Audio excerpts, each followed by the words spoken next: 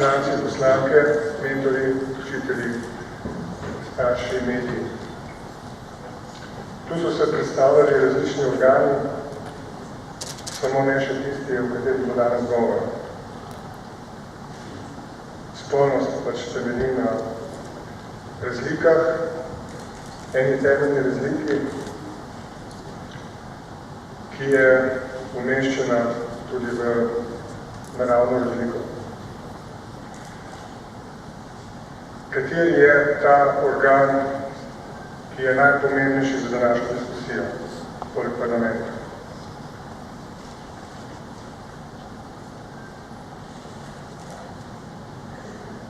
Sem smo prišli seveda, da se pogovarjamo o teh spolskih in apolskih temah. Veste, da na slovenskem sledi nekaj rek, da je politika K in tako naprej.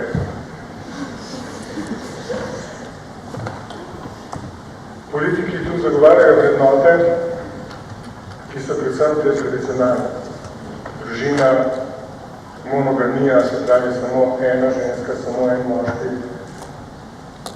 Vse skupaj narejeno zapakirano v ljubezen, ki traja od začetka do konca in potem oba gresta skupaj s svojo ljubeznijo in plodovi svoje ljubeznijo v rok.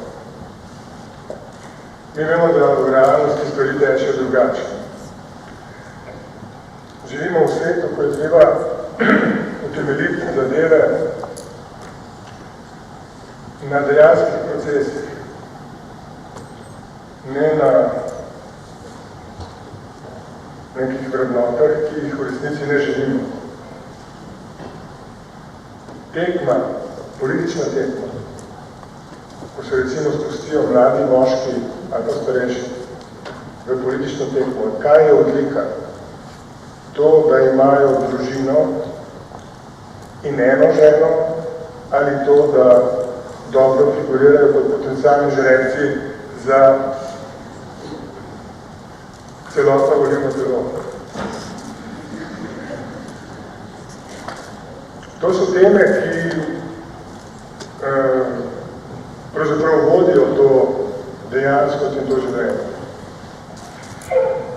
Napetost, ki obstaja med spoloma, je nekaj, kar konstituira človeštvo. Človeka ni. Obstaja moški in ženska. Človeštvo nastaja iz te razlike, iz te napetosti. Vse politike, zlasti vladajoče, so zainteresirane, da skozi tabuizacijo te teme kontrolirajo vprašanje spolnosti, ker ravno iz spolnosti izidejo potem novi potomci in se tako gradi vrsta. Tabuizacija teme je torej nadzor, preko katerega teče tudi vprašanje delitve družbenih dobrih. Zato to ni samo naravno vprašanje naravnih razlik, ampak je eminentno politično vprašanje. Edini, ki ima spolno politiko, ki jo najbolj čutimo tu, je katoliška cerkev. Ta država nima spolne politike. In gotovo je to ena od priložnosti, da recimo tudi vi to ugotovite in začnemo zavestno, refleksijo delati, oblikovati neko spolno politiko. In del te spolne politike je gotovo tudi pouk, razredne ure, priložnosti, ki jih je treba najti v šoli, da se o tem pogovarjamo, da se v to upeljujemo in da vemo, zakaj gre. In kdaj komu kakšna beseda.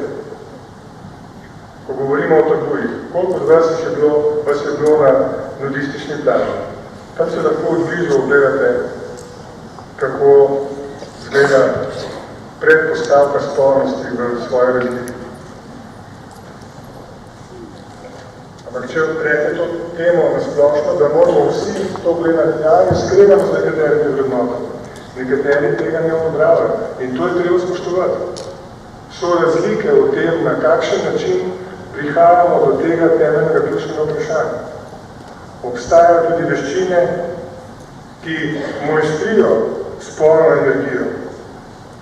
Daoizem recimo je razvil vrsto tehnik za obvladovanje lastne spolne energije in transformacijo te spolne energije v neko višjo ali duhovno formo ali pa kakšno drugo.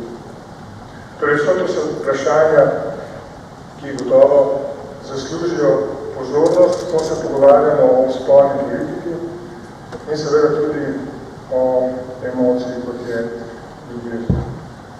Jaz vam želim veliko pogovora in seveda poguma, ko vstopate v spolno življenje.